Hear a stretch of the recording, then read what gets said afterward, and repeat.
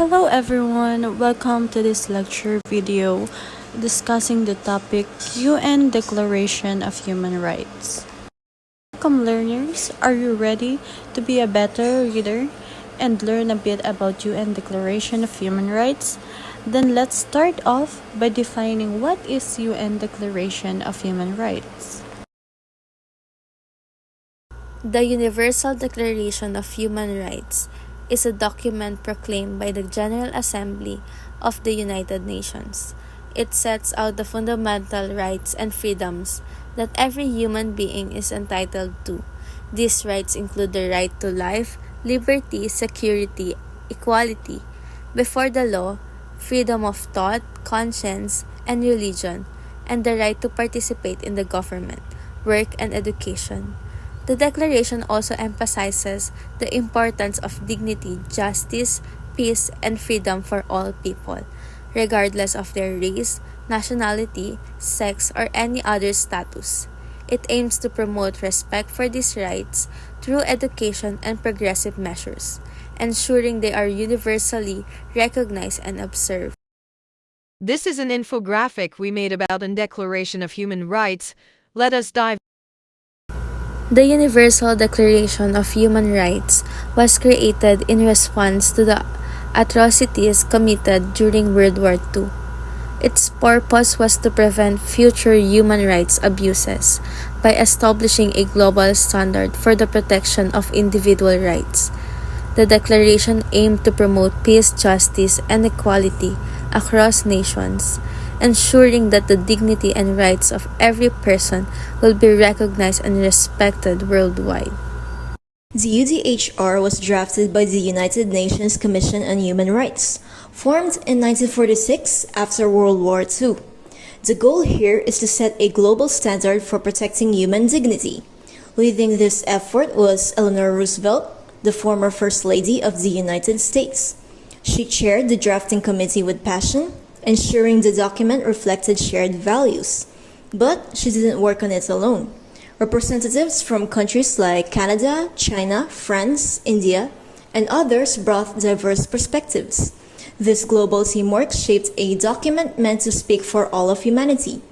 The drafting process took 2 years, with debates and revisions to balance different cultures and political systems.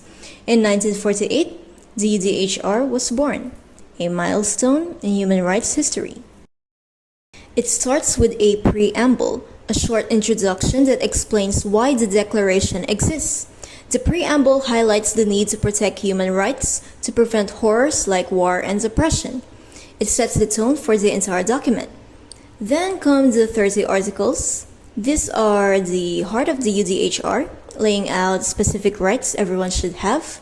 They cover 5 key areas: civil rights like freedom of speech, political rights like voting, economic rights like fair work conditions, social rights like education, and cultural rights like participating in community life. From the right to life to the right to rest and leisure, the UDHR is a comprehensive guide to human dignity. Here are its three legal principles. Universality. Human rights are universal. It applies to all people. They apply to all people in all states, regardless of culture, nationality, or government system. This principle challenges states to uphold rights beyond borders. The next one is inalienability. It cannot be taken away. Rights are inherent to human beings, all of them. No one, not even the state, can take them away arbitrarily. This reflects the idea that states must respect certain minimum standards of treatment. Third one, invisibility. All rights are equally important. Civil and political rights, like free speech, and economic, social, and cultural rights, like education and health, are equally important. In international law, this is reflected into covenants. International Covenant on Civil and Political Rights, and International Covenant on Economic, Social, and Cultural Rights. Fourth one, equality and non-discrimination. A core legal obligation in international law is to treat individuals equally and prohibit discrimination. This is echoed in international treaties and is part of customary international law. Accountability and rule of law is the last one. States must be held accountable for rights violations. International law provides mechanisms like UN treaty bodies or even the International Criminal Court in severe cases to ensure accountability. Notable articles and their legal influence. Though the UDHR is not a treaty, it has legal weight. It has inspired over 70 international human rights instruments and is often considered customary international law in part. Key articles that laid the groundwork for international legal obligations are here. The Article 1. All human beings are born free and equal in dignity and rights. Forms the moral and legal foundation for equal treatment and non-discrimination laws globally. The Article 3. Right to life, liberty, and security of person. This right is now protected under ICCPR, which is binding for its state parties. Article 19, freedom of opinion and expression, recognized in many constitutions and international treaties like the ICCPR. Article 26, right to education, reinforced in treaties like the Conventions on Rights of the Child and the ISCER. These articles are routinely invoked in legal cases by human rights bodies and in UN resolutions. The Universal Declaration of Human Rights had a significant impact globally. It inspired more than 70 human rights treaties that helped protect people's rights worldwide. It became the basis for important documents like the International Covenant on Civil and Political Rights, or ICCPR, and the International Covenant on Economic, Social, and Cultural Rights, or ICESCR. Many countries have included the UDHR's principle into their own national constitutions and law, ensuring that human rights are protected at the local level as well. The Universal Declaration of Human Rights is put into action through the efforts of various groups and institutions working to ensure people's rights are protected. First, it's used by human rights defenders. They use the UDHR as a guide to fight for the rights of individuals, speaking out against issues like discrimination, torture, and unfair detention. They work to make sure people are treated fairly and have access to their rights. Second, courts. The UDHR is used by courts to protect people's rights. It helps judges make decisions that ensure fair trials and prevent arbitrary detention. Courts also refer to it when individuals seek justice for torture or discrimination. Third is NGOs. Non-governmental organizations rely on the UDHR to raise awareness about human rights violations. They work to end discrimination and lack of access to education and support victims of torture or unfair detention. Fourth is government. Governments use the UDHR as a framework for creating laws and policies that protect people's rights. It helps them to address issues like discrimination, torture, and access to education. They also use it to ensure that laws are in the line with international standards. A reference for fighting. The UDHR acts as a reference for fighting discrimination, torture, unfair detention, and the lack of access to education by providing clear rights and freedoms that every person is entitled to. It helps highlight the importance of these rights and holds those who violate them accountable. In essence, the UDHR is a tool that guides action to make sure everyone is treated fairly and equally. It is a powerful standard that helps protect people from harm and guarantees their fundamental rights. It is a landmark document, but it's not without challenges. First, the UDHR isn't legally binding. It's a set of ideals, not a law, so countries aren't forced to follow it. This makes enforcement tricky. Some nations simply ignore it. Another debate is cultural relativism. Critics argue the UDHR reflects Western values, like individual freedoms, which may not align with all cultures. For example, some countries emphasize community over individual rights, leading to disagreements about its universal applicability.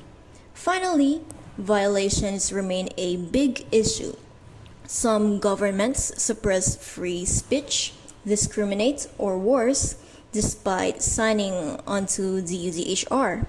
These gaps between ideals and reality spark ongoing debates about its effectiveness. Still, the UDHR remains a powerful tool for change. In 2025, it's as relevant as ever. The UDHR inspires and supports global movements pushing for justice.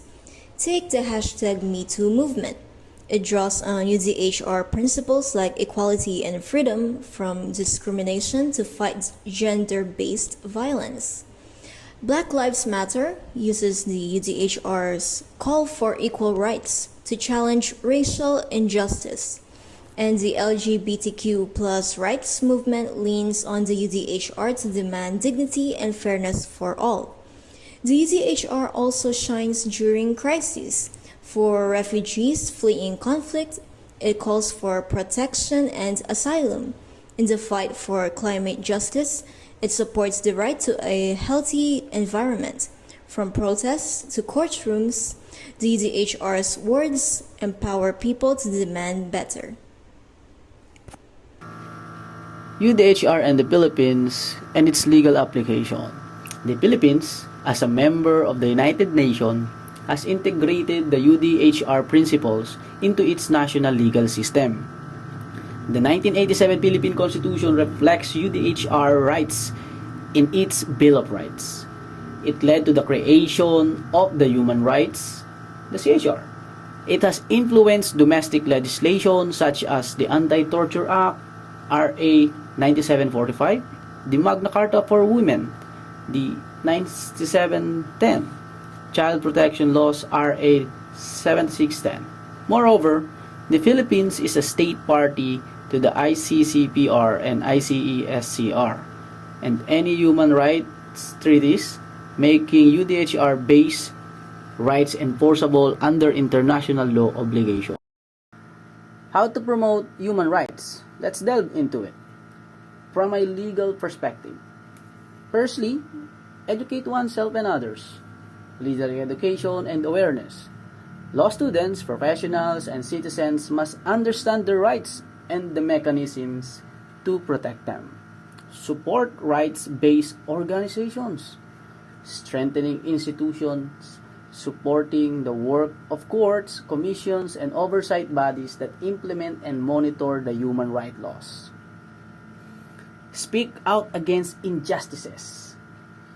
Using international mechanisms, victims of rights violations can turn to international treaty bodies, UN special rapporteurs, or even regional courts, depending on the case.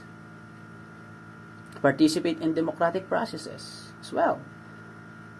Democratic advocacy and legal reform. Push for laws that are aligned with international human rights standards, especially for marginalized groups.